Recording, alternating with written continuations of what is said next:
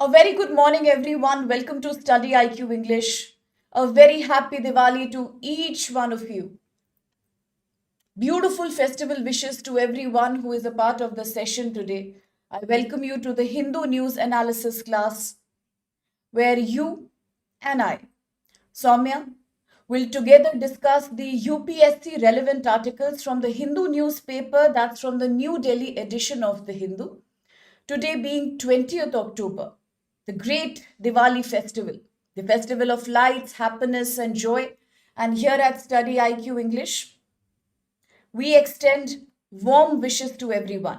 Huge success, good health, and 100% success to each one of you, my dear.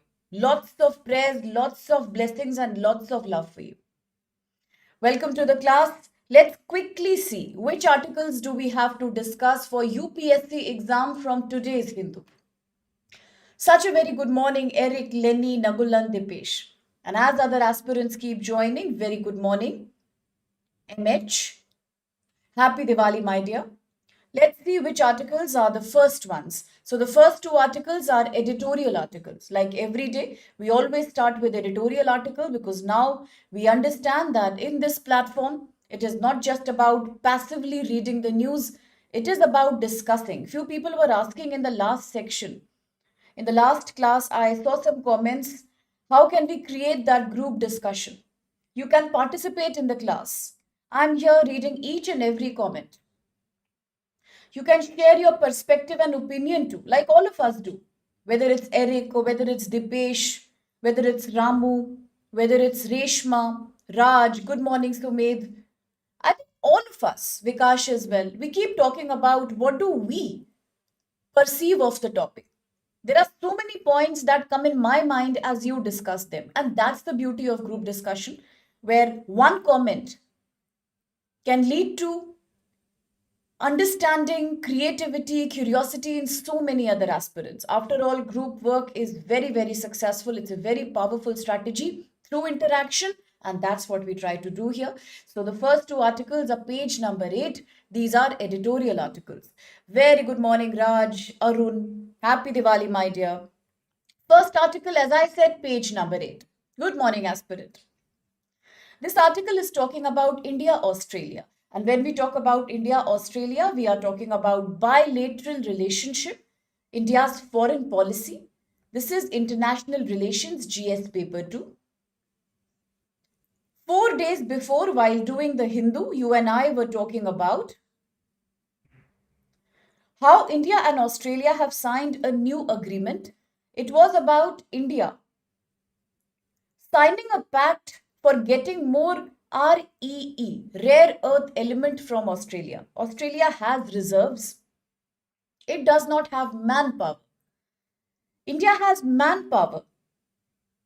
It does not have sufficient capacity to mine, to refine, and to process the rare earth material.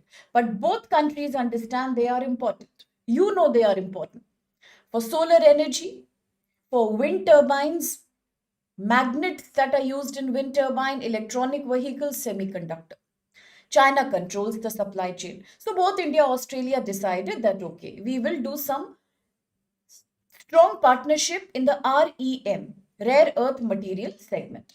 Today, exactly 4 days later, for the first time in the last 10 years, India's defense minister, Shri Rajnath Singh, visited Australia, cities of Canberra and Sydney. This is in 10 years that for the first time a defense minister from India has gone to Australia. And why was the visit organized? The purpose of the visit is to increase India-Australia naval cooperation. We all understand by now that it is the Indo-Pacific area that China is very, very interested in. The littoral states of Indian Ocean, the small islands, are not safe from China's aggression. Today, India, Australia, who already are partners in the quadrilateral dialogue, who are a part of the great Malabar exercise, where military, navy of both the countries participate in increasing interoperability, naval operations, marine technology. Today, both the countries have again signed up for a collaboration. This time, the key area of collaboration is arrangement on mutual submarine rescue support and cooperation.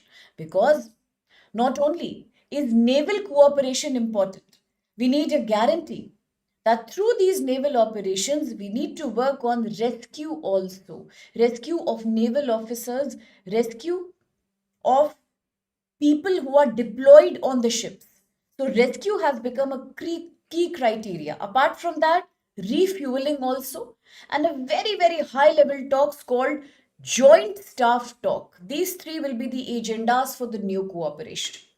And in the meantime, very good morning, Rajneesh, as well. Absolutely. That's such a beautiful wish, Dipesh. I'm so thankful for that beautiful wish. And I wish you the same, my dear. Thank you, Rajneesh. Happy Diwali. Okay. So let's quickly discuss the key core topic, the agenda of the article, and the key area of discussion. What is the article saying? The article talks about India's new defense agreement with Australia. It has reached a new height today, as after 10 years, for the first time, an Indian defense minister has traveled to Australia. First time in last 10 years. Canberra and Sydney were the two places he visited. This visit has led to a great development which is called the inaugural. Inaugural because it's happening for the first time. This is the new inaugural India Australia Defense Minister Dialogue. That was the purpose of the visit. So this is the inaugural India-Australia Defense Minister Dialogue. It means India-Australia today are ready to issue an annual statement at the ministry level to open a new channel between each other. And this channel is about joint maritime security. Joint security at the sea. Joint maritime security is what both the countries are looking at. What will be this new joint maritime security all about? It will be about creating a roadmap for future collaboration to deepen and strengthen maritime relationship, naval relationship. There has been a new agreement on mutual submarine rescue, support, and cooperation. That's the key agenda here. So, what is the key agenda? It is indeed mutual, that's both sides, submarine, mutual, very important to remember, mutual submarine rescue, support, and cooperation. This was the main agenda that was dominating this defense ministry level interaction. So once again, what is the agenda? It is mutual submarine rescue, support, and cooperation. And what is this all about? This is about both India, Australia coordinating in case of any accident that happens in the sea. When navies are at the sea, when naval headquarters are deployed in key areas of the sea, they are also prone to some accident. It could be the fuel running out. It could be an emergency, a damage. It could be a covert attack by another country. So whatever be the damage, whichever be the situation, today both countries have jointly agreed that they will improve their coordinated response. So if there is an accident that takes place, both the countries will support each other in a coordinated response for what? For any kind of undersea accident. Undersea accident, contingency. That happens to the people who are in the submarine, that happens to any defense submarine itself. Both countries will quickly take an action and try to rescue that mission. That's the agenda about mutual submarine rescue and cooperation. So tomorrow in your exam, if you talk about India-Australia relations, you already know. Just 5 days back, both the countries had signed the agreement on rare earth material. Today, both the countries are signing a very key agreement. This is a defense minister level agreement. What is the purpose? For the first time in last 10 years, it has happened, and the purpose is to jointly cooperate in undersea accident. In case an accident happens undersea at the submarine level, both the countries will help that. And how will they help that? They will help by conducting arrangements for air to air refueling. So one criteria, one agenda that was decided was AAR. AAR means air to air. Very good. Absolutely, Raj. Air to air refueling. Exactly. So air to air refueling will be one clear cut agenda here. AAR, combined air reach and sustainment. Third thing, permanent military to military forum will be created. That's a permanent body, permanent military to military forum to plan exercises, bilateral exercises, interoperability, intelligence sharing, utilization of drone technology for protecting submarines and naval boats, as well as key military operations in the sea.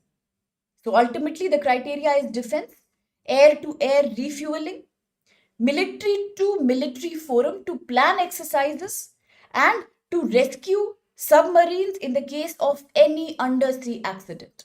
Indian shipyards. Now, there is one more promise from India. It is Indian shipping yards this time who will play a key role in providing support for Australia's fleet maintenance. Okay, so Indian shipping yards will be used to maintain Australia's fleet maintenance. That's a very important thing the countries have understood. Very good morning, Shubham. Good morning, Vaniyal. Very happy Diwali to everyone. Okay, so that's what the agenda is, air to air refueling. Clearly, Indian, very good morning, Rishi. Happy to see you. Indian shipping yard will be used to take care of fleet maintenance of Australia. What is the importance of this agreement? Clearly, one is that it enhances, it improves the ability of both Indian and Australian Navy to sustain the pressures and the problems of Indian Ocean Pacific region. Similarly, there are many small islands in the Indo-Pacific that are known as littoral states. Littoral states, very tiny islands. But the problem is all these tiny islands are facing a threat. There are two kinds of threat they are facing. One against submergence, climate change, increasing sea level. Another crisis they face is domination from countries like China. This India-Australia cooperation will be utilized to protect their integrity also. If Indo-Pacific becomes a safe region, then for littoral states also it will become a very safe area to survive in. Major step that both the countries have taken are an integration of air operations and sea operation. Again, a very important point to remember, air and sea coordinated operations. Just last month, I had discussed with you theater warfare. Do you remember theater warfare? Yes, I do remember. Dipesh, Vikash, and there was one more student who had also commented on the theater level warfare. I think it was, if I'm not wrong, Aspirant, by the code name Aspirant. So you people were talking, yes, theater warfare has become very important. I remember you spoke about it. Why? Because theater warfare means nowadays Navy cannot operate alone. Military or Air Force will not operate alone. And the main criteria is also not defense. So all three sectors of defense, Navy, Air and military, they will work together. Towards what? Towards defense, cyber security, artificial intelligence, drone warfare. All these will be coordinated together. Many agendas and tripartite participation. Yes, absolutely. You remember the page, right? So that is theater warfare. One agenda of this exercise between India and Australia today, this mutual pact, is also to improve the capacity of both Indian and Australian Navy towards what? Theater warfare. Because both the countries are not only trying to rescue submarines, they are also trying to work towards safer Indo-Pacific. And why do you need a safer Indo-Pacific? What's the big agenda behind organizations like Quad? It is to counterbalance Chinese influence. Now, today, there is uncertainty.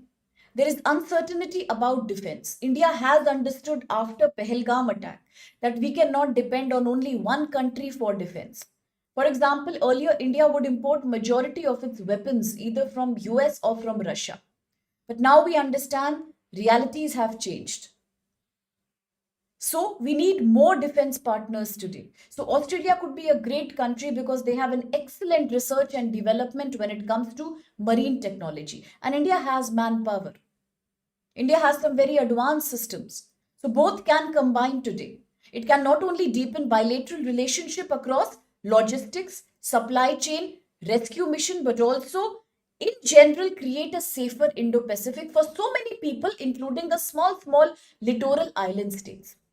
At the same time, as India and Australia will deepen their agreement with each other, it also means much better improvement in organizations like Quad. Now, on that note, I would want to ask a question. Absolutely, Sumed. Very good morning, Shubham.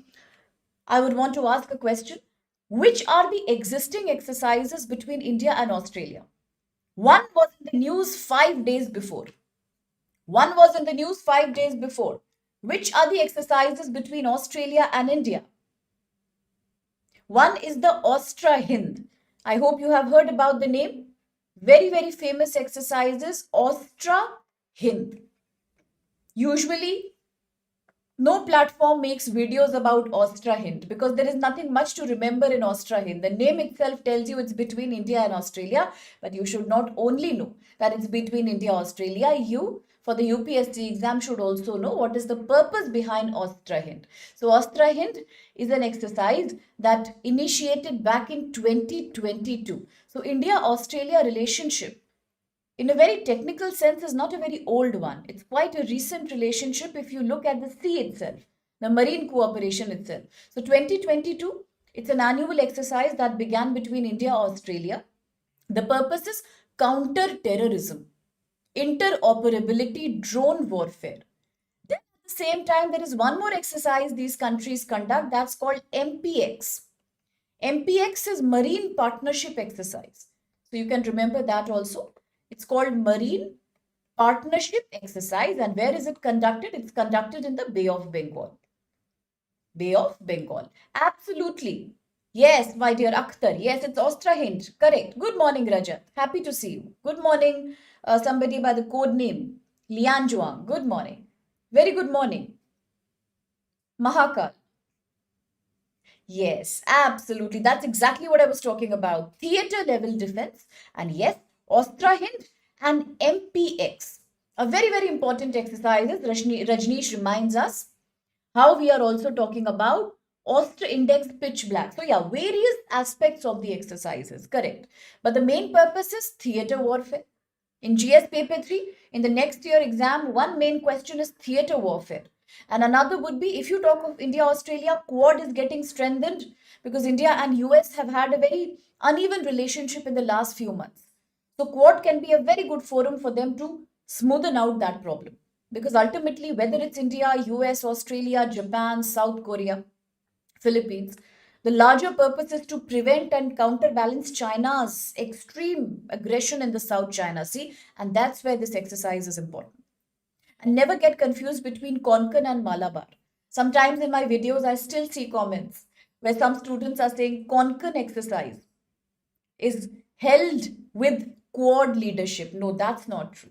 So Quad is always Malabar. Remember the Malabar coast. You know about the Konkan coast, Malabar coast, right? So be very sure about the geography. Where is it being held? So Malabar is Quad. Konkan was India, UK, right? And with Australia, we have Ostra Hind. Remember the three areas, not just the name, because prelims don't ask you questions like which exercise happens between India and Australia, but yes, you can get a question on what are the agendas behind Ostra Hind, drone warfare, theater level warfare, counter terror operations, interoperability. That's all. Okay. So remember that MPX, Marine Partnership, is Bay of Bengal. Once again, India, Australia. Very good morning, Ganesh. Very good morning, Harish. Good morning, Vishu. So happy to see you. Malabar, exercise Malabar, India and Quad, quadrilateral dialogue, Australia, Japan, India, US. Again, what is the larger purpose? Counterbalancing China, improving more transparency and law and order in the Indo-Pacific Ocean. Okay, that's the purpose. Yes, Dipesh, India, UK, Konkan. Very good morning, Golu. I'm so happy I could meet you on Diwali. Lots of blessings to you, everyone. So happy. Okay, look at the question. With reference to recent developments in India-Australia defense relation, look at the following statements here. One, the inaugural India-Australia Defense Minister Dialogue 2025 has created a joint maritime security collaboration roadmap to advance maritime cooperation. Two, an implementing arrangement on mutual submarine rescue support and cooperation has been signed to improve contingency, which means accidents. There is a contingency fund of India, just like consolidated fund of India. So what does contingency means? Emergency, accident. So there is a contingency planning in the sea now. Three, the discussions included progress on operationalizing air-to-air refueling arrangement that was earlier signed in 2020. And four, defense industry collaboration now includes India shipyards offering fleet maintenance support for Australian naval assets. I knew majority will say it's D. You are not wrong. But can you please look once again at statement number 3? Statement number 3. Can we look at statement number 3 and reanalyze? Very, very good morning there. Nenitha, good morning. Yes, you are absolutely right. First is correct. That's true. India-Australia Defense Minister dialogue has resulted in 3 achievements. Let me quickly sum it up. One arrangement, one result of the meeting was Australia-India Defense Ministers dialogue. For the first time in 10 years. It's correct. It's about maritime cooperation. 2, this agreement, this meeting has led to creating mutual submarine rescue support and cooperation to protect submarines in case of any accident. Correct. Look at the last one, 4. Defense Ministry collaboration is now promising that India's shipyards will be used to maintain and repair Australia's Navy assets, ships. Correct. But why is 3 not looking correct? Absolutely. Yes, Arun, Golu, Rajneesh, Dipesh, absolutely. Something is very good, Raja. Something is not right about the statement number 3. That's where we have to be a little careful. That's true that India and Australia have started now working towards a new technology. I can show you the slide where we discussed. Look here. AAR, air to air rescue, air to air refueling, air to air refueling. I also told you for the first time, air and sea are being used together. Look here, the first part of the slide, I'm circling that. Sea to air cooperation. Yes. So, what is the problem then? Absolutely, Eric. The problem was that this air-to-air refueling arrangement was not signed in 2020. In fact, I gave you a hint also if you remember. If you heard carefully. I said India-Australia marine partnership is not a very new one. It is not a very old one. It's rather new. During COVID pandemic 2020, the world opened up to a new reality. That was when not only COVID was a problem, but Chinese aggressive attitude was a major problem that time. I have spoken to you about the Nine Dash Line, Spratly Island, Scarborough Shoal. China was making so much incursion, whether it's Taiwan, Philippines, Hong Kong. Back then, India, Australia were mainly partners through quadrilateral dialogue. It was from 2022 onwards, post-pandemic, that Indian-Australian relationship touched new heights. For example, exercise Ostra Hind, that initiated in 2022 has now become an annual thing. Similarly, we talk about MPX, Marine Partnership in Bay of Bengal. So therefore, here 3 is not valid. Because although, yes, we have revised once again, signed air-to-air refueling, but it was not initially signed in 2020. It's as recent as about 2024. So yes, Rishi, yes, my dear, absolutely Eric, Raja, Golu, Rajneesh, Arun, Sumed, Rajat, yes, And what about Vishu? What about Dipesh? What do you think should be the answer now? Will it not be A in that case? It should be A. It should be A. Should it not be A? Any confusions? I am not saying you answered incorrect because your analysis was absolutely valid. It's a very small point that we need to remember. Very small. Now, somebody might argue such pinpointed numbers will not come in prelims. The point is not that. The point is that you need to know that today we have made this mistake 2020, which means we need to understand that India-Australia maritime cooperation has started quite recently. It is not a very age-old cooperation. It is a result of modern-day geopolitical realities. Why for India? India, because India is diversifying its trade partners and defense partners. And point number three, India is in a very tight spot right now. In the Shanghai Cooperation Organization, we have made friends with China. After so many years, I think after 2020, talk has happened between India and China, but still the border issue is not solved. We all understand that the actual line of control is still not decided. So China cannot be trusted too much. That's our history, that's our experience. So therefore, for India, blindly believing in the Russia-China duo is not a valid option. India has to be very cautious about China's influence and rising impact in the Indian Ocean region.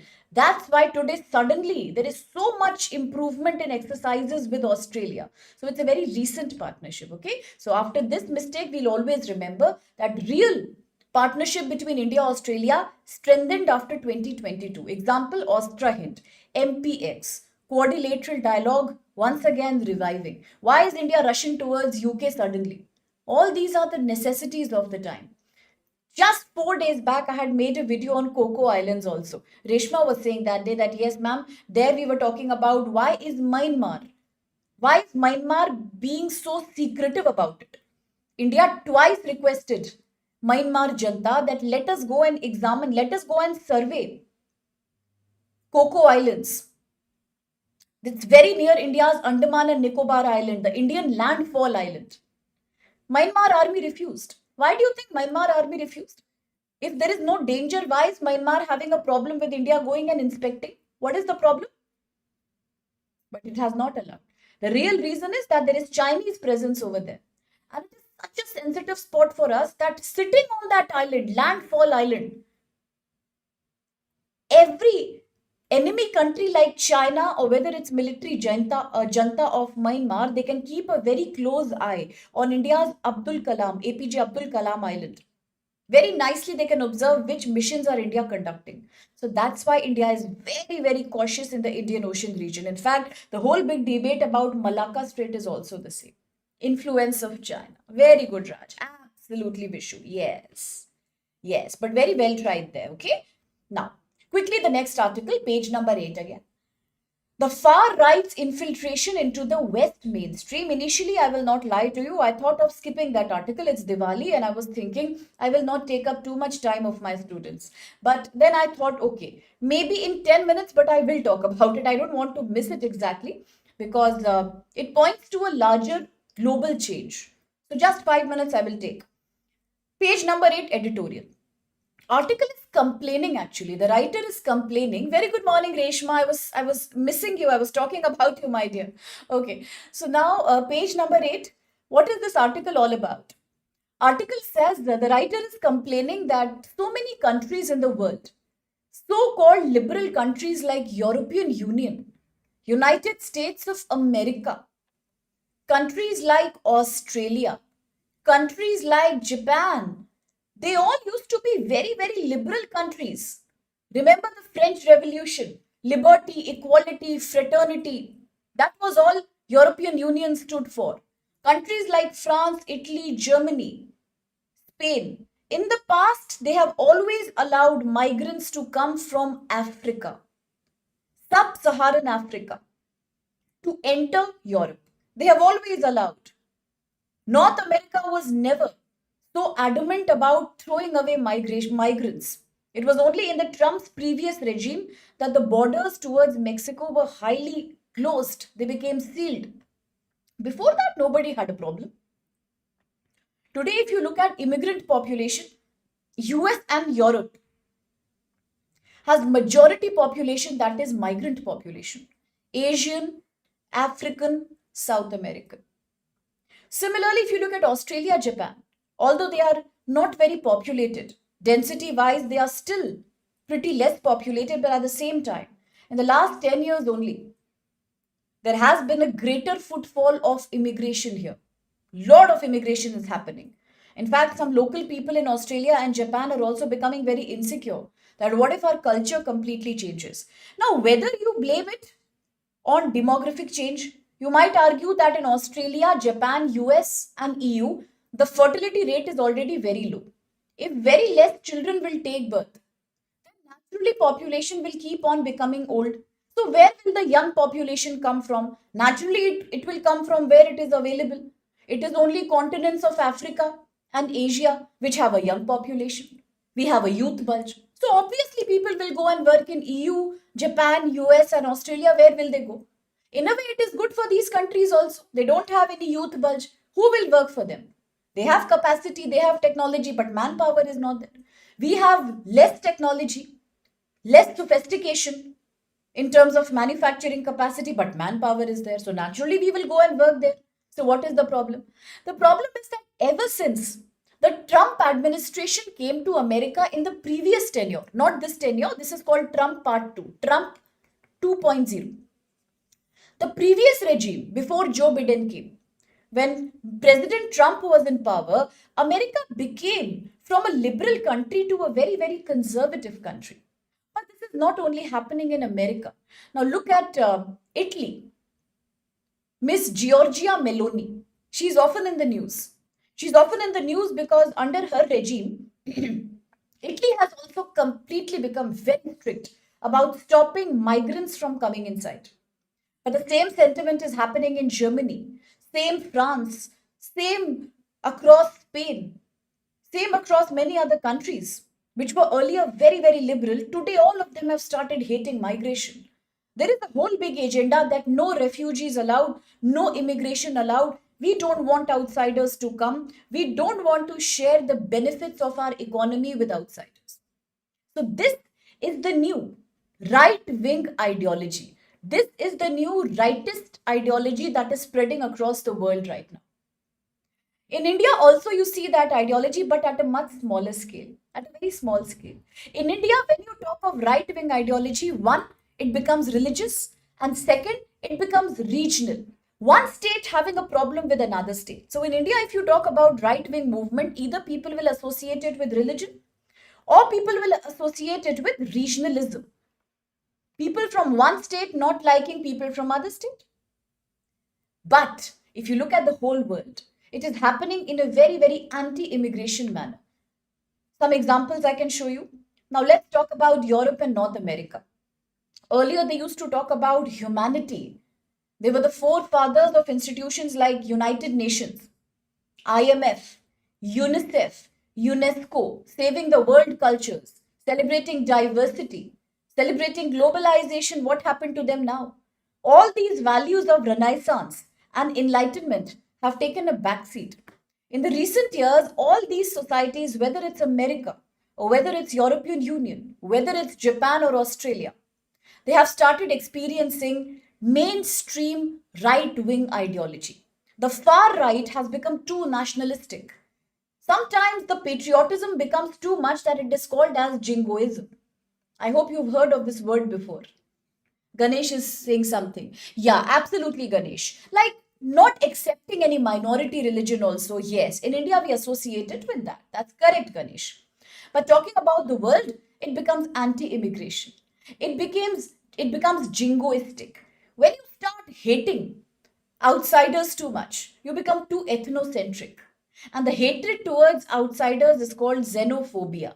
Today, the Western countries are experiencing a xenophobia.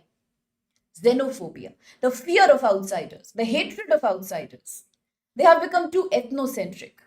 And when you start loving your values, your culture, your religion, your ideology too much, so much that you cannot accept an outsider, from patriotism you become jingoistic. That's called jingoism. extreme love for your own nationality or your culture, then you become xenophobic. You start hating outsiders, and that's exactly what's happening in Western countries right now. A very good example could be America. President Trump, ever since he came back in power for in the second tenure, a lot of people say the main reason why he won the election was because of far right ideology. He has been able to create a sentiment of insecurity in Native Americans. Example number one, H-1B visa fee hike. What was the sudden need for American president to say that $1 lakh fees will have to be provided for anybody who is newly applying for a visa H-1B application to America? Why? Anti-immigration. Second, President Trump's America First policy that Americans will not share their jobs, their education, their skilling with people from outside, especially China, India. We will not do that. Why? Because we need to save our economy. Second example, tariff. Why did President Trump suddenly hike the tariff fee to 50% on Brazil and India? Okay, one reason was that we have relations with Russia. But the broader reason was to protect America's economy, to insulate America from Indian exports that have a huge market, $48 billion exports. President Trump could not tolerate that. Third example, why did President Trump decided to reduce or to stop the exporting of AI chip fabrication and semiconductor technology to countries like India? Here also he was hypocritical. He said, I will continue to supply to European Union and few countries like Japan, but I will not supply to India and China. What is going on really? This is insecurity. This is xenophobia. Similar happens in Italy. Under Miss Giorgia Meloni, the far right ideology has dominated for the first time so much since the Second World War. Look at France. Marine Le Pen National Rally was an event that won the hearts of so many people in France. From a sidelined party, it became a mainstream party. Similarly, Germany, a very famous party called AFD, a very famous party called AFD in Germany, Alternative for Germany, AFD, Alternative for Germany. It has now been winning elections across various districts, clean sweep. Similarly, Nordic countries, Sweden, Norway, Denmark, same thing is happening. In Sweden, Democrats are winning. In Finland, the Finns party is winning. All these are the far right parties. What's the common thing here? Anti-immigration, extreme jingoism, fear of outsiders, xenophobia. That is what is restricting these countries from now accepting outsiders in the name of law and order. America's first policy means restricting birthright based citizenship. We will not extend citizenship to anybody who hasn't taken birth in America. And if these people are coming on H-1B visa because they are talented and skilled, stop them. Make it unaffordable for them. It shows culture anxiety. It shows that you have failed to work on employment and anti-poverty schemes in your own country, and today you are blaming Indians, Chinese, and other African nationals from coming inside. What you fail to understand is that when you stop outsiders, one thing is you will also lose the working capital, and second thing is your thriving economy needs manpower, and that can only be supplied by countries that are overpopulated. So hate them or love them, you need them. That is something countries like America and Europe are not understanding right now. Illegal immigration is invalid, but legal immigration that happens through H-1B, legal exports that happen into AI chip manufacturing and exports should not be curtailed. And that is something countries like America are failing to understand.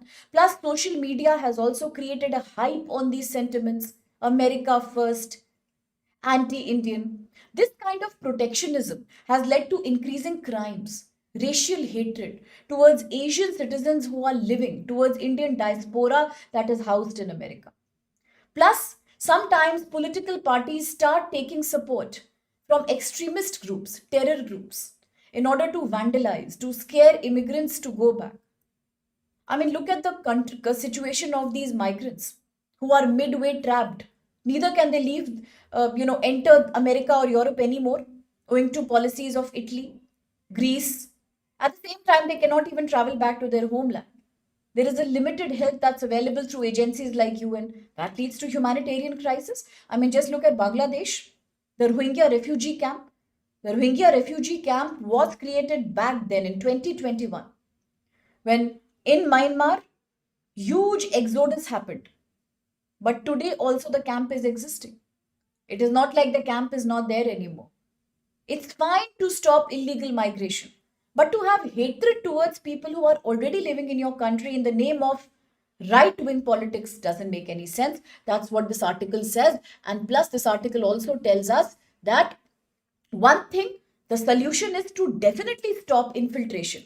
But at the same time, do not try to attack those who are living and do not try to create a difficult situation for technology transfer, export, import, and people to people migration through H1B, through AI chip, through semiconductor or high tariff policies. Now, please do not use organizations like World Trade Organization to use your personal political agenda. Don't blame minorities for creating a problem in your country. Look at what you are doing inside. So therefore, in Europe, if you think, after Second World War, after ages of human rights suppression, Europe evolved into a liberal space. Today, because of too much extremism and right-wing hatred of outsiders, Europe is unfortunately slipping back to the insulated, hatred-oriented place that it used to be during the Second World War. So that's the article all about. Just understand broadly what is exactly the right-wing ideology. As Ganesh was mentioning, in India we usually associate only with religion, but that's not the reality. Right wing is not just about a religious ideology versus the left wing. Right wing is more about protectionism, too much celebration of your own culture. That leads to xenophobia, ethnocentric attitude, jingoism. It happens globally as well. Okay, so we are not pointing to India here, not in the sense of religion or regionalism. This is purely an article that's based on global politics. What is America and Europe doing against people who come from Asia, Africa, and Latin America? That's quickly the question before I read your comment there. Yes, it's often in the news right now. Yes, Ganesh, Elon Musk disappeared from the news. That also we discussed 2 days back because President Trump is not having a good relationship with him anymore, by the way. Yes, Dipesh, it's a dilemma, absolutely, with GS4 as well. Correct. It's a very good ethics question. That's a very valid point raised by Dipesh here. Yes, Sumit, correct. Okay, Ganesh is just pointing out to how absurd the situation has become now. Absolutely. As Eric says, we cannot be so mentally narrow minded. It is protectionism. I agree. I agree. It is protectionism, but when it starts utilizing agencies like UN, World Trade Organization, and IMF to push your political agenda, it is not only protectionism. It becomes an act of jingoism and hatred. Question with okay, answers are already rolling in. So, with reference to recent developments in Western countries, Western democracies, and normalization of right wing politics, far right politics, look at these statements. One, mainstreaming of far right in Europe has generally occurred through steady local election victories, tactical smart coalitions, and policy shifts before elections. Two, since January 25, various policies associated with US administrations, including birthright based citizenship, the H1B visa, the Schedule F revival. I'll quickly tell you. Schedule F revival in America means there are certain categories of civil services in America. Earlier, they were protected from interference by the government, but today, under President Trump's regime, these civil services have also become open to political interference. Why? Because President Trump doesn't want the administration and bureaucracy to work independently. So Schedule F means Schedule F revival means once again government control on these services has restarted. Too much government interference. An imposition of $1 lakh fees on new H1B visa. Three, the Sweden Democrat and Finland's Finn party. They have no influence on national migration policy and they are politically small, marginal. And four, recommended a solution-based democratic counter strategy is to solve material problem, monetary problems, inflation, public safety, services without scapegoating. What is scapegoating? Blaming. Scapegoating means putting blame on someone. without scapegoating migrants or minorities. So, which of these statements do you think are valid? And absolutely well answered there. Brilliant, absolutely. That's correct, Rajat, Dipesh, Sumed, Reshma, Ramu, Rajneesh, Ganesh, Golu. Very well answered. Absolutely valid. Yes. C is not, B is third statement is not correct. Why not correct? Because today in Finland, the Finn party, Sweden, the Democratic Party. In the entire Nordic area, Finland, Sweden, Denmark, the presence of far right has only increased. Absolutely. Absolutely. That's well pointed out, Ganesh. That's so valid point. Very good, Rishi. That's a valid answer, my dear. Today, I think Vikash is not with us because usually he's among the first 2-3 people to respond. So I remember the names and suddenly I realized, okay, it's Diwali occasion also. That's a comment coming from Lian Juang. It is a problem. Yes, I agree. A lot of people say that Manipur problem is a problem of tribal communities. It's not like that. It's not like that. See, one thing I'll be very clear about when I speak to my students without any filters, whether you talk about Israel Palestine, whether you talk about regionalism, whether you talk about far right politics or even the Manipur controversy, these are lesser cultural problems, these are more religious problems. They are completely the problems of ethnicity. They are not purely religious, but they are not cultural either. They come in between. These are all ethnic problems. I mean, look at the conflict in Manipur, the Kuki-Zo versus Mighty community.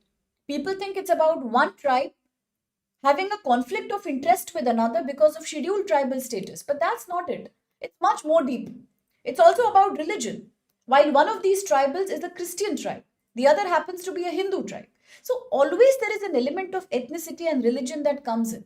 Even if you look at Israel Palestine, it's less about land, it's less about geography, it's majorly about ethnicity. It's majorly about religion, right? So communism is what you call it, not communalism is what you call it. Don't get confused with communism. Communism, right? Socialism, why are they different from each other? Regionalism, then a very big confusion that most students have. Why is race different from ethnicity? Is race and ethnicity the same thing? If not, then what are these? So these are quite important concepts here. So most of these fights are either religious or based on religion. When something is based on religion, it then becomes communalism. Communalism, not communism. That's Karl Marx communism. Communalism. And communalism is also not a problem in its own way. There are 3 kinds of communalism. Okay? So the 3 kinds of communalism are first grade, second grade, third grade. So third grade communalism is always a problem. Third level. Okay, always remember that. Like what happens in India. Partition, Muzaffarnagar, Haryana, Nuh violence, all that. This concept was given by the famous historian. You must have read his book, Mr. Bipin Chandra. I think all of you must have read his book. Okay, so be very clear about this. Manipur is a much, much deeper problem, not just a tribal problem. Quickly, the next article. In Doha. So Qatar has been in news so much. Yes, Qatar has been in news so much. You know why? Because 3 months before, Israel had attacked Qatar. But Qatar is the largest military base for America in West Asia. So Qatar was in the news. Second, recently, it was Qatar who finally decided to support Palestine's independence. Because Qatar is angry with Israel after the attack. Then once again it was in the news. Just 2-3 days before, when there was a very famous conference that happened in Egypt. Sharm el-Sheikh conference. What was the purpose of that conference? To mediate between Israel and Palestine under the 20-point peace program led by your President Trump. Today, once again, Qatar, Doha is in the news. Why? Because now Doha, that is Qatar, is trying to mediate alongside Turkey. So Turkey and Doha, together they are trying to mediate between Afghanistan and Pakistan. So we know that Afghanistan and Pakistan have been in war in the last 10 days. While Afghanistan feels it is the TTP. Pakistan says a party of Afghanistan called TTP. Tehreek-e-Taliban that continues to attack Pakistan. Taliban says no, that's not true. Pakistan has been trying to create intrusion and attack on Afghani citizens. So both were under a huge conflict. But there was a ceasefire that was announced, 48-hour ceasefire, but that did not last. Because Afghanistan says Pakistan is still attacking me despite the ceasefire. Pakistan is not respecting that ceasefire. So today what has happened? Both Pakistan and Afghanistan finally have decided to create some peace. They have decided to sign for the ceasefire mechanism to create a much longer lasting peace and to stop cross border firing. Violent clashes among people also, citizens also, and soldiers also, that has led to so many people dying. Last week, United Nations Security Council declared that this area, Pakistan-Afghanistan border, is the most dangerous area across the world because it is a place where majority of terror organizations are operating. It is not only a danger of Pakistan and Afghanistan, it is a danger to entire area, especially countries like India. It leads to infiltration. And that's the reason India also decided to come out and make friends with Taliban. India decided to sign pact with Afghanistan led by Taliban, and now India will also open a proper embassy in Taliban. Okay, all this is happening, and India is also promising to create a dam in Afghanistan. Which dam was that? To be made on Kabul River. We spoke about it 2 days back. Who remembers the name of that dam? Who remembers the name of that dam? India has promised to create a dam in Afghanistan to solve the water crisis of Kabul, which is soon going to be dry. It has a lot of water shortage. So which dam is that? That's being created on the Kabul River. India says this dam will later be integrated with the Indus Water Treaty 1960 between India and Pakistan, so that the problem of water can also be solved and Pakistan will be forced to act with some restraint. So which dam was that? Can anybody remind me? That's correct, Leonju. That's a valid statement coming from you. But the problem is that there are extremist groups everywhere. Okay? That's correct, Akhtar. Absolutely. Absolutely. It is about blaming each other. Yes, Raja. Yes, Rajat, they did. Very good. Absolutely, Rajat, Ganesh, Dipesh, Sumed. Rajneesh, yes, it was the Shehtut Dam. Very good. I'm so happy you remember. See, like this, if we keep discussing, we are not going to forget anything. Shehtut Dam. India is playing. Yes, Ramu. Yes, Ganesh, my dear. Shehtut Dam on Kabul River. India says we will create it in Afghanistan. We will invest millions of dollars in creating education, infrastructure, sanitation, and housing in Afghanistan. We will train Afghanistani farmers to adopt food and commercial crop, to stop growing opium, to control the narcotic drug circuit in Afghanistan. India is now taking major steps to support Taliban because India has understood. Yes, Reshma, that this Afghanistan, Pakistan, Iran is the golden crescent. It's the heart of narcotics. So India is now supporting, yes. And that's why the Shehtut Dam comes in. So today, for India, this is a very important development, please remember, for India's own security, that both the countries have now decided on a ceasefire. And where was the ceasefire signed? It was signed in Qatar in Doha. Who mediated? Qatar mediated and Turkey mediated. Both the countries have decided now to try to create some peace. That's all. Now the next article quickly. Let's go back to NCR, Delhi. As we are celebrating Diwali, the Chief Minister of Delhi, Ms. Rekha Gupta, has requested to all the citizens of National Capital Region that please act with restraint. Celebrate Diwali, that's okay. Supreme Court has allowed burning of green firecrackers, environmentally friendly firecrackers, but please maintain and respect the time limit. Please only use the green certified firecrackers and act with some self-control. Why did she say that? Because the air quality of Delhi has started worsening again. The AQI, Air Quality Index, has shown 300 mark has increased. This comes under very poor category. Very poor category. So Delhi's air quality is already very poor and Diwali is today. Celebration will be tomorrow also. Much before anything started, already the air quality is touching 300. It's very, very poor. It means as slowly the winter keeps coming in and Diwali is yet to be celebrated. The air quality has already turned poor now. What to do? So 24 hours average of the air quality index showed 296. It increased to 302 by 7 p.m. yesterday. That's very, very bad. So that's why she has requested. So for this article, for UPSC, I want to talk about two things quickly. One, as Delhi's air quality index is touching 300, this shows a quick activation of emergency response. And what is that emergency response called? GRAP. GRAP, important for GS paper 3, climate mitigation, disaster management. GRAP, graded response action plan. Graded response action plan. And what is the beauty of this? As soon as the air quality becomes poor, it starts touching 250, 300, 350, 400. In the line of very poor to serious, it becomes an automatic switch on. So the GRAP switches on automatically. And now also grade 2. GRAP is in order. What is GRAP? It is an emergency measure that is in place in Delhi NCR region, including the main Delhi. And why is it there? Because it is about taking quick emergency actions in case pollution levels spike too much. The AQI becomes dangerous. Step by step, grade 1, grade 2, grade 3, like that, it activates various emergency protocols. For example, if the air quality is moderate, only the citizens are requested to try to avoid too much vehicular pollution.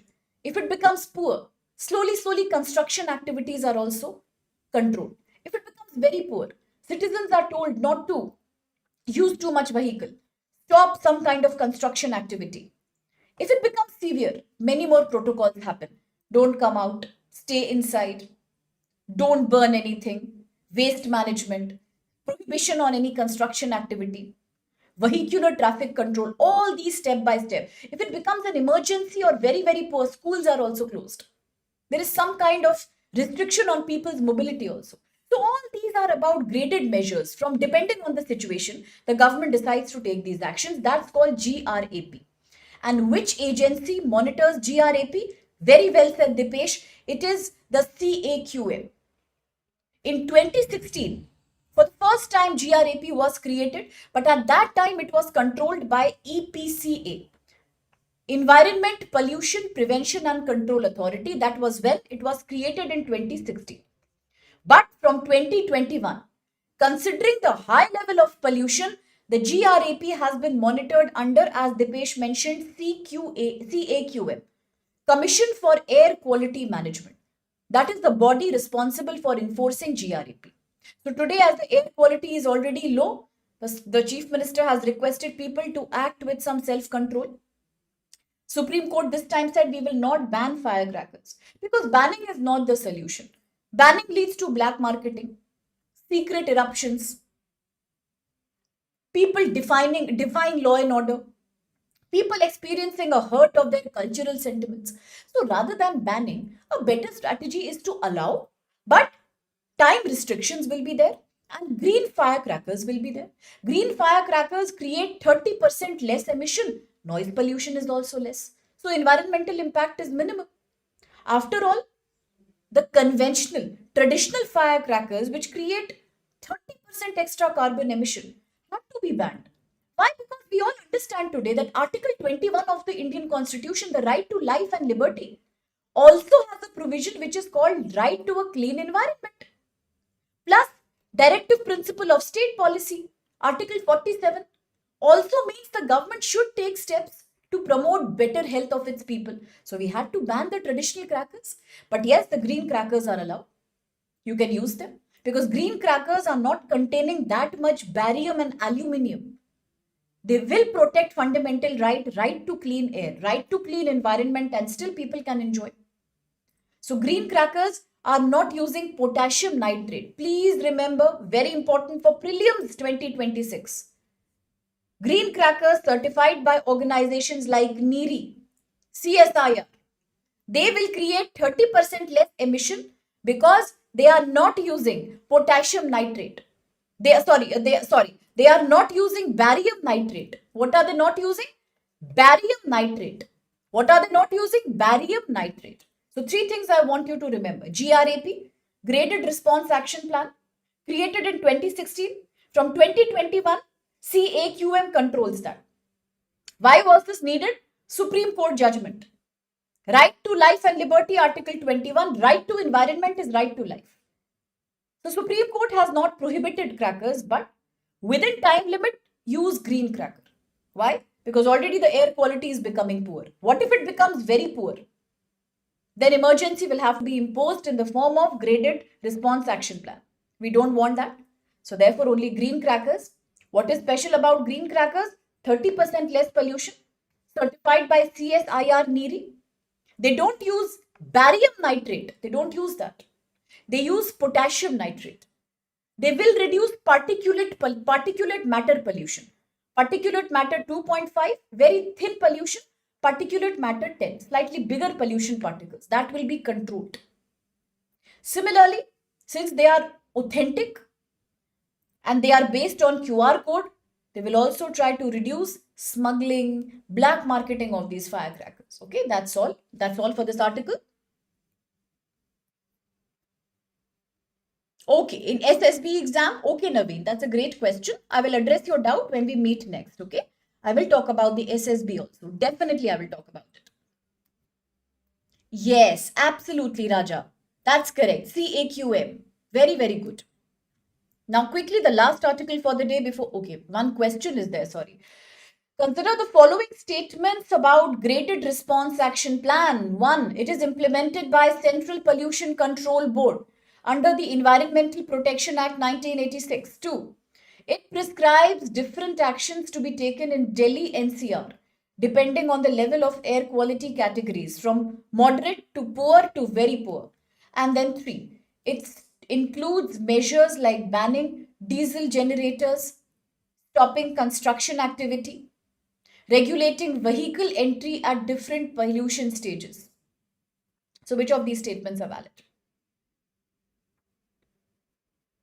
Absolutely. Oh, good morning, Vikash. So happy to see you. I didn't see you earlier. I thought you're not there. I was even telling that. Since I'm so used to your names, even one person is not there and I feel, okay, what happened? Well answered, Vikash, Rajat, Rishi, Dipesh, Golu, Reshma, Vishu, Naveen. Absolutely well answered. Very well answered. Very well answered. Yes, it is B, no doubt. First is not correct, you know that. Because GRAP was introduced back in 2016, but from 2021 it has been taken care of under CAQM. Ganesh spoke about CKUM, Dipesh spoke about it, so we should remember that. Okay, CKUM, so it's the correct answer. So we are mostly done. Just one quick article. That is about, well answered, Ramu and Sumit. Okay, this is about ambulances.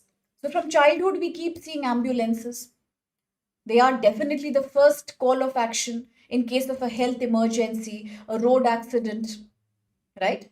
But there are two types of ambulances. That's what this article talks about. I won't take much of your time, but then definitely for GS paper 2, social problems in India, the problem of primary health is what this relates to. So in 3 points, I will summarize the article, taking just 5 minutes, maybe 2-3 minutes from you.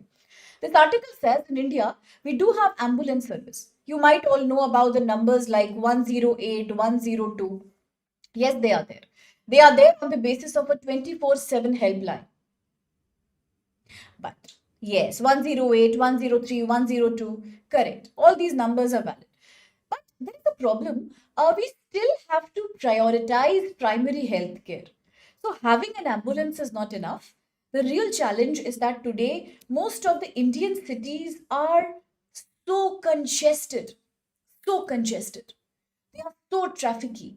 There is so much bottleneck there that it becomes impossible for ambulances to lead people to getting timely and adequate help. People are getting caught up in traffic congestions. It's difficult for these ambulances to navigate. Plus, the number of ambulances available to the number of citizens that we have, that is also not sufficient. And then one more problem. India really needs to invest more in high quality ambulances.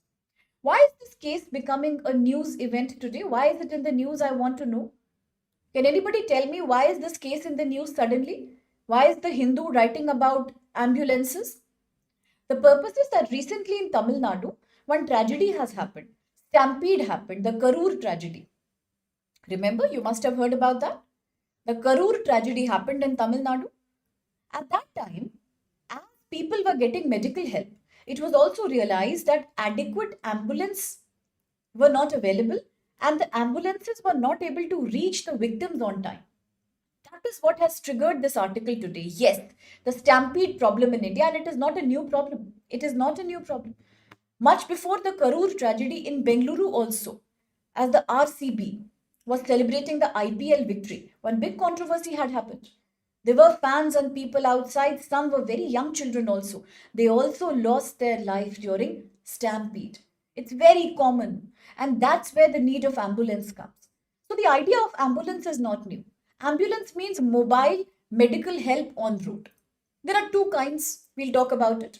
But it's based on one critical idea called the idea of platinum 10 minutes. The idea of platinum 10 minutes. So what is platinum 10 minutes? So Indian Constitution gives you Article 21, the right to life, the right to liberty, the right to dignity. Under the right to life, people also have a right to medical response. Under Article 47, the government's responsibility is to provide people timely and good medical care. So in India, there are three concepts that become important: the golden hour, the platinum 10 minutes. What are these? Let's understand. The golden hour refers to the first 60 minutes after a person has experienced a problem, a trauma, a heart attack, an accident. Within 1 hour, if you can provide an ambulance or a medical help that can prevent death, that can prevent permanent disability, that's called the golden hour, the first 1 hour after tragedy.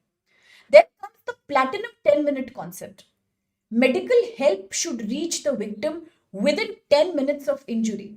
Today, Tamil Nadu has become a great example there. In Tamil Nadu, the average time in which ambulances are reaching people of road accident tragedy is barely 8 to 10 minutes. But across most other cities, it's not happening. So, platinum 10 minutes are important. If you reach the victim through an ambulance in 10 minutes of the injury, definitely life can be saved. It's a preventable death. That's where the concept of mobile ambulance comes in. Mobile ambulance means you don't have to take the victim to the hospital. The hospital will come to the victim. It may not be a tertiary level hospital. A surgery cannot be happening, but definitely it can be a primary or a secondary level healthcare. It can provide you hospital level of care. Because nowadays ambulances are equipped with IV, CRP, ECG, defibrillators, CT scans, delivery kits, airway support. So therefore, you don't have to carry the victim to hospital. The hospital will come to the victim. That should be the idea of having a mobile ambulance. But in India, we have two kinds of ambulances: a paramedic ambulance and a doctor-led ambulance. There are two kinds. Paramedic, one is doctor-led, one is paramedic. Paramedic means you can only help. You can only carry the victim and stabilize the victim until he reaches hospital or she reaches hospital. Doctor-led system means the ambulance is so sophisticated that it can also work like an ICU while the victim is being transported. These are the two systems in India. If you talk of paramedic, only supporting staff will be available. It's quite common in villages and rural areas to carry people from a small town or a village to a big town, a metro city. Doctor-led ambulance is often called as a mobile hospital. That's the need of hour in India. It has advanced life care support system, quite like an ICU, intensive care unit. It is usually used in medical cases in big cities, metropolitans, mega cities, or sometimes it is used when hospitals cannot be created. Then these can act like tertiary centers. They can conduct procedures also. So what is the problem in India? The problem is that we have services. 108 is there, 103 is there, 102 is there. What's the difference? 102 is only focused on maternal and child health care under National Rural Health Mission. For a woman who is giving birth, for a pregnant woman, for a young baby, it's 102. Now, 108 is a more common one. It's a public private partnership initiated in a state called Andhra Pradesh in India. Later, it became Pan India. It provides 24 hours emergency transportation. 7 to 9 million people annually are transported from accident place to the hospital.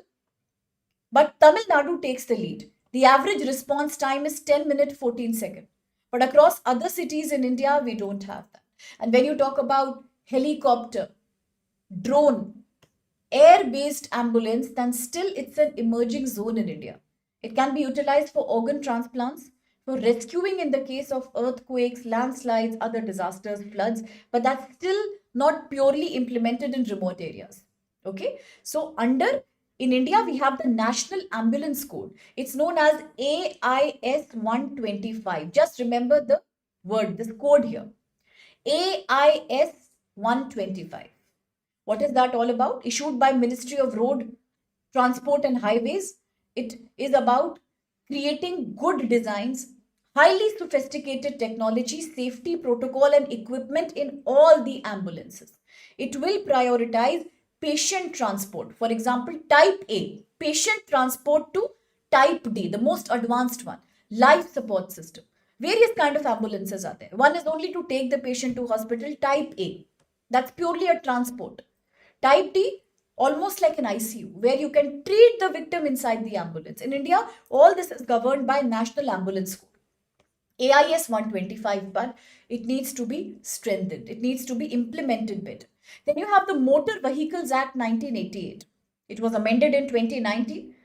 It means if an ambulance is going and there is traffic on the road, it needs to be given space to move on.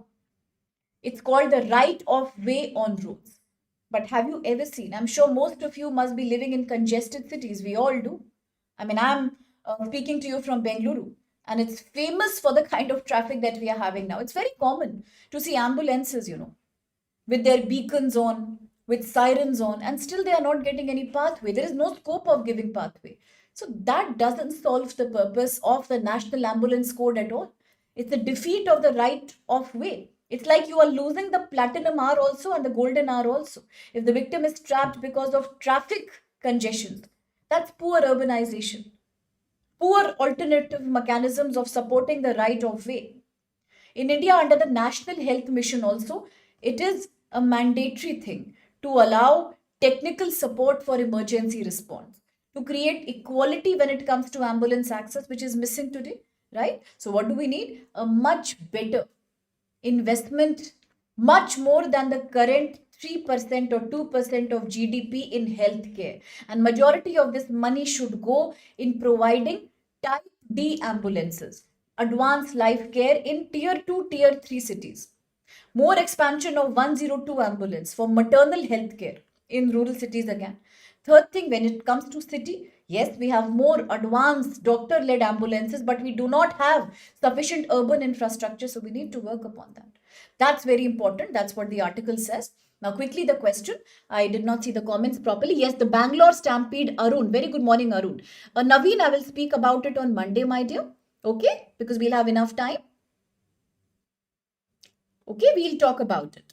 About the SSB that you said. Definitely. Yes, Ganesh, the Bihar bridge tragedy. Correct. It's a type of construction. It's very important, Naveen. I agree.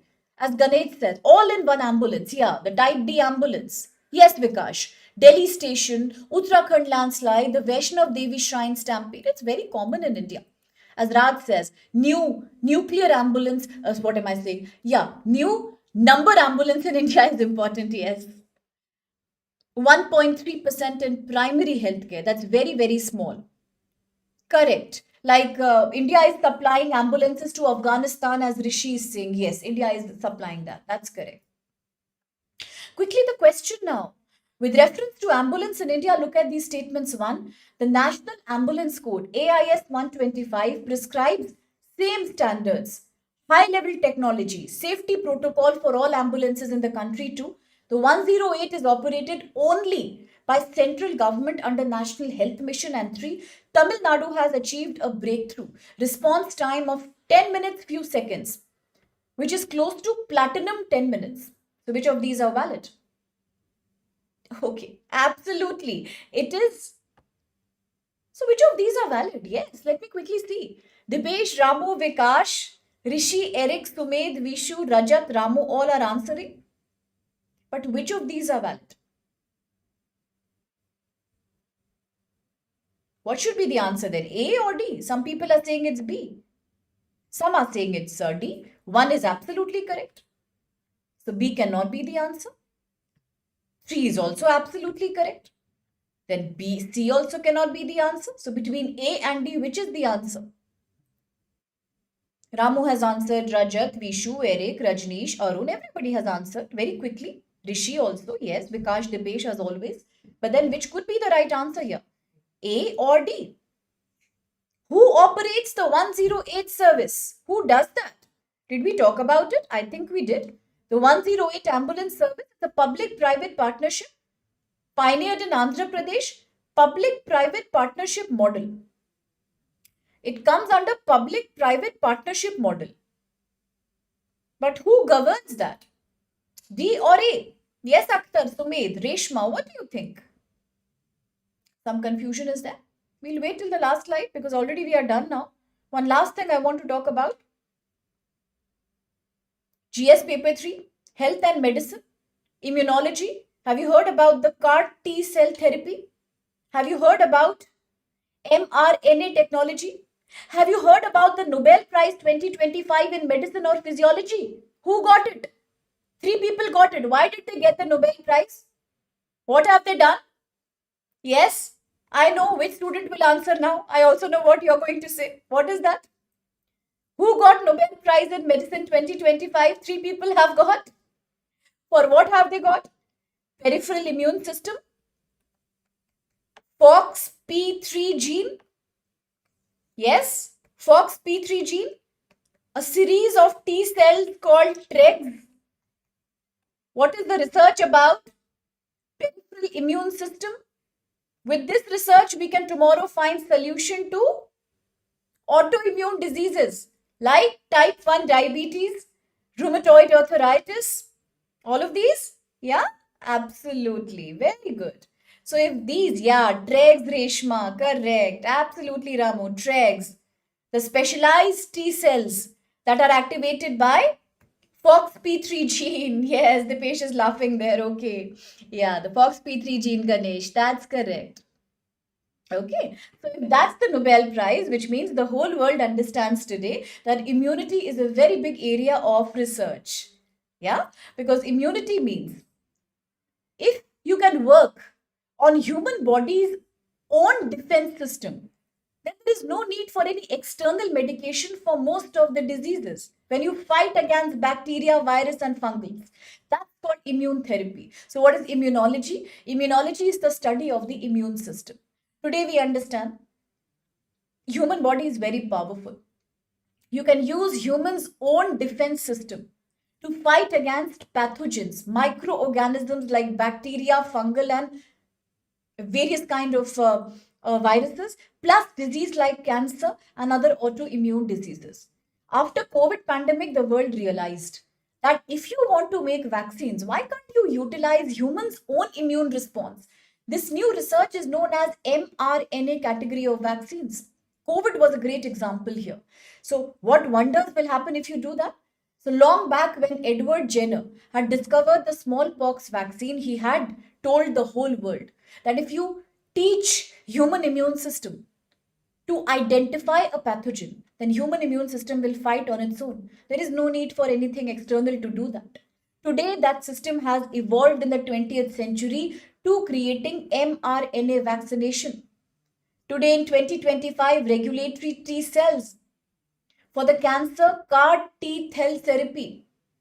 Okay, so that's what we are talking about. It represents a change from conventional treatments, surgeries, radiotherapy, chemotherapy, antibiotics, to now a new system where you train the immune system to act against an external invader, whether it's a pathogen or whether when any kind of cell dysfunction happens.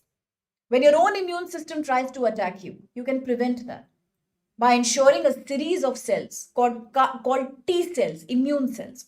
And that's what these therapies are based upon. They will be extremely cost effective if they are popularized and more research and development is done into them. For India, it is a very good solution because India is one country which has maximum population. But we also have a huge NCD, non-communicable disease burden. There is limited research on immunology right now. That's what we need to do. Not only do more research, make it scalable, make it more affordable by people who are the common people on the ground. If they get these vaccinations called mRNA vaccines, they have access to immunotherapy, then imagine the amount of financial support that they get. Imagine the kind of young population that we can protect from dying early because of various cancers or various kind of autoimmune disorders like lupus, so many other dangerous disorders, psoriasis. Okay, so today it is about biotechnology innovation. Countries like India stand to gain because already India is the vaccine capital of the world.